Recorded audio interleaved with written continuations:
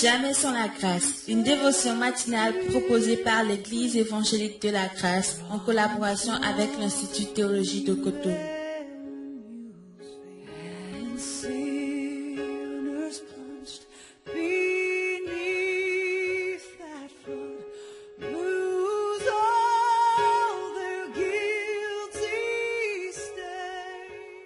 Bonjour chers amis, chers internautes, nouvelle journée, nouvelle provision, bienvenue dans la dévotion de ce matin. Réel plaisir de vous savoir nombreux à l'écoute et que Dieu vous bénisse vraiment ce matin. C'est un Dieu de provision, c'est un Dieu qui veut nous faire du bien. Il nous arrose ce matin de sa présence, de ses bienfaits au nom de Jésus. Amen. Alors nous continuons dans notre pensée de Jean chapitre 2 et ce matin nous allons lire le verset 8 qui sera tellement suffisant pour notre méditation du jour. Où il est écrit, puisez maintenant, leur dit-il, et portez-en à l'ordonnateur du repas. Et ils emportèrent. Amen. Alors, juste nous rappeler un peu le contexte, nous sommes à une fête, à une noce, et donc, pendant que la fête battait son plein, à un moment donné, on réalise quelque chose, on fait un constat, c'est qu'ils n'ont plus de vin pour continuer la fête. Il n'y a que deux possibilités. Soit mettre fin à cette fête, ou aller chercher du vin. Mais, comment faire?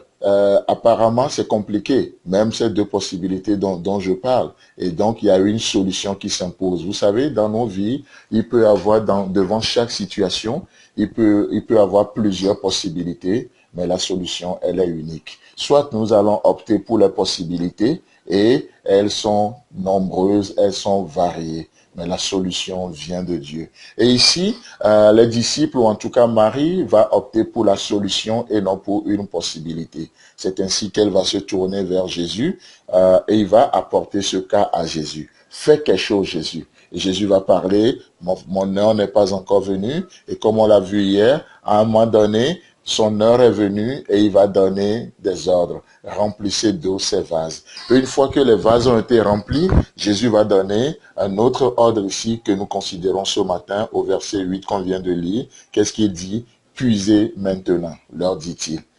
Puisez maintenant, leur dit-il. C'est vraiment magnifique de voir que dans la vie, il y a un temps pour toute chose. N'est-ce pas ce que Ecclésiaste chapitre 3 nous dit? Il y a un temps pour toute chose. Un temps pour toute chose sous les cieux. Un temps pour naître et un temps pour mourir. Un temps pour planter, un temps pour arracher ce qui a été planté. Et il y a un temps pour toute chose. Et là, c'est ce que nous voyons. Il y a un temps où on investit, il y a un temps où on profite de ce qu'on a investi.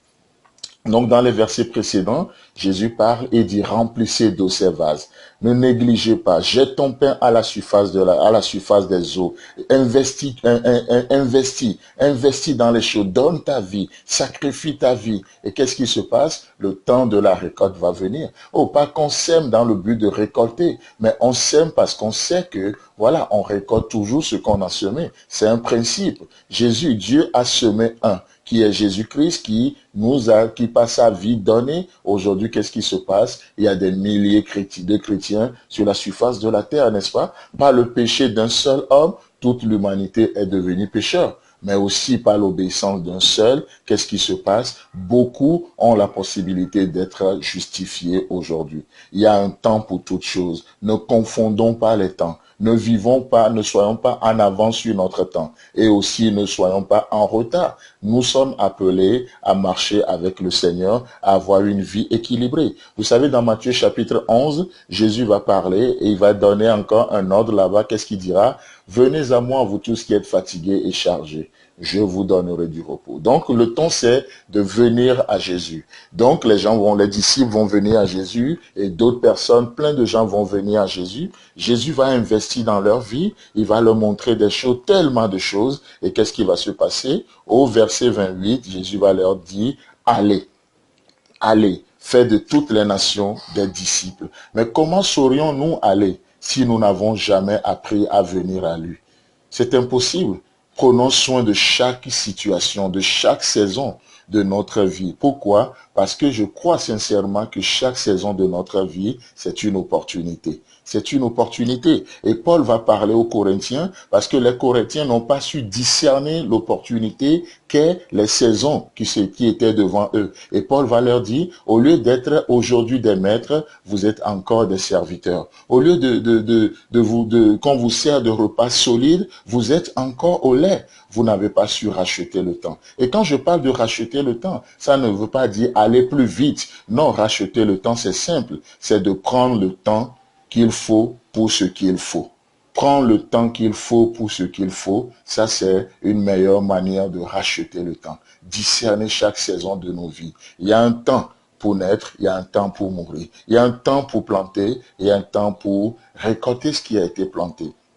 Dieu vous bénisse, qui nous donne la sagesse de pouvoir discerner le temps de aujourd'hui, le temps qu'il fait maintenant dans nos vies, au nom puissant de Jésus.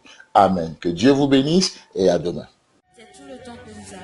Si vous avez aimé cette dévotion, parlez-en à vos amis. Parlez-leur du message de la grâce et de ce qu'il fait dans vous. Pour un sujet de prière, une question ou plus d'informations, contactez-nous. Téléphone 64 88 35 87 ou 96 42 69 05 ou par WhatsApp au 94 75 80 20.